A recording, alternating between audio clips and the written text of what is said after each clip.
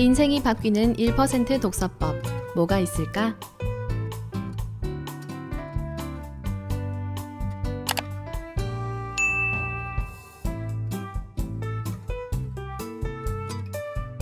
독서. 항상 하고 싶지만 마음처럼 안 되는 경우가 많은데요.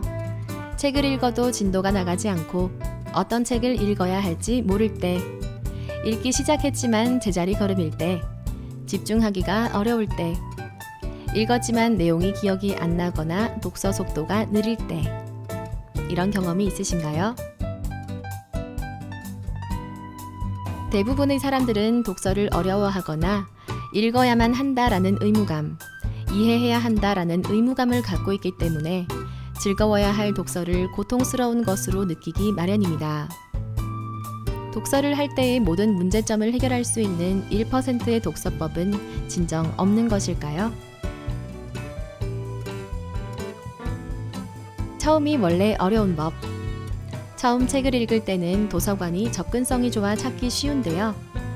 모든 장르의 책을 보유한 도서관에서도 나의 독서법을 향상시킬 수 있는 방법이 있어요.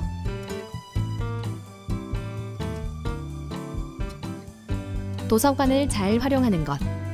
먼저 서가 안내도를 확인한 후 도서관을 천천히 거닐어 보아요. 그리고 조금이라도 눈길을 끄는 책이 있다면 지체하지 않고 책장을 펼쳐봅니다. 이때 현재의 관심 분야에만 집중하지 않는 태도도 중요해요. 전혀 흥미를 느끼지 못했던 장르라 해도 제목이나 서평, 사파 등의 감각적으로 끌리는 요소가 있다면 무조건 대출 후보에 포함하는 게 좋습니다.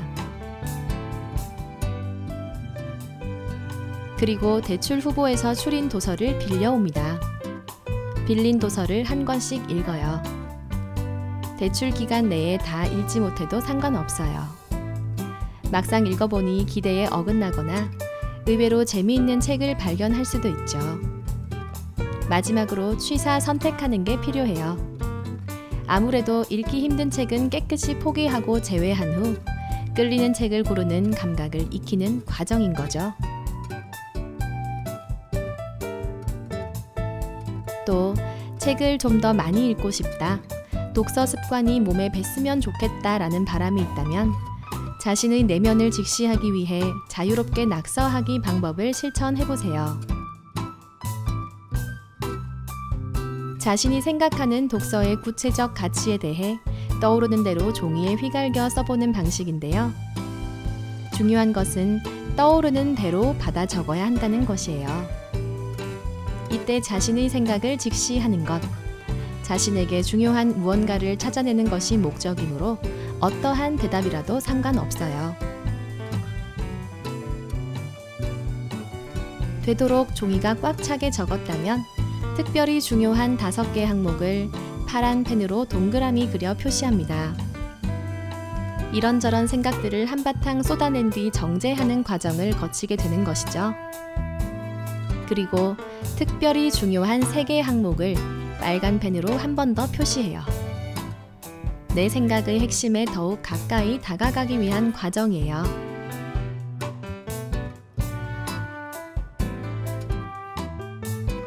이로써 이렇게 선택된 항목들이 바로 내가 독서를 통해 얻고 싶은 것이에요.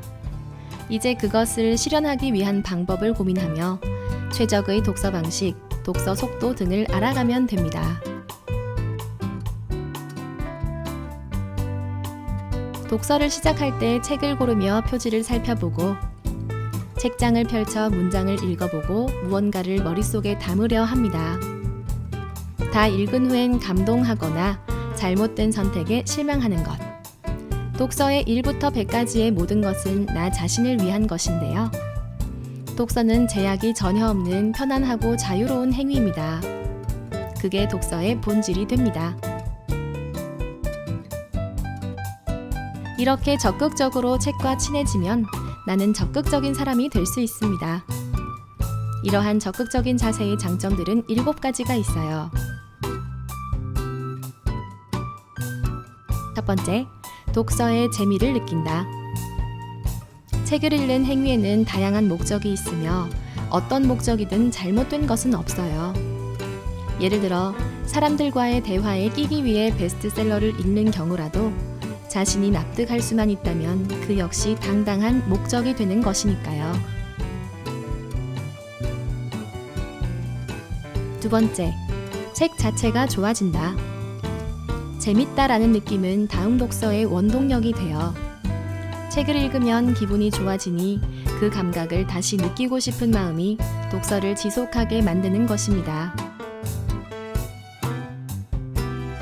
세 번째, 자연스럽게 지식이 늘어난다.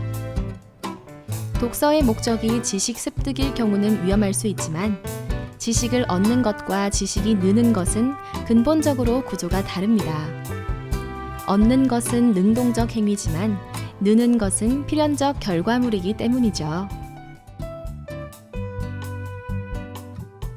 네 번째, 호기심의 폭이 확장된다.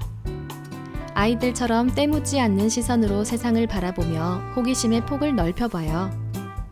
타인의 시선을 의식할 것 없이 자기만의 주관과 척도를 확립하는 것이죠.